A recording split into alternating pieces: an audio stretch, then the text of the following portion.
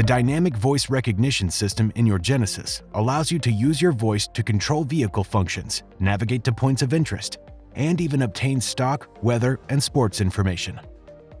All at the push of a button. Please say a command.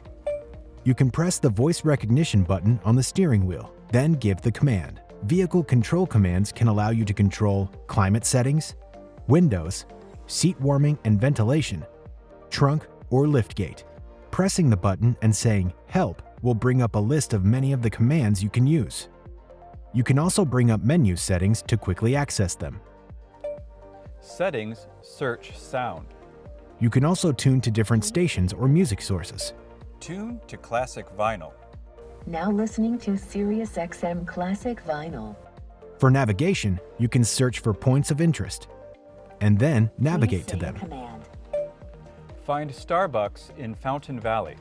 Please say the line number. You can also command it to go to a preset destination. Say a command. Go home. You can also obtain information on stocks, weather information,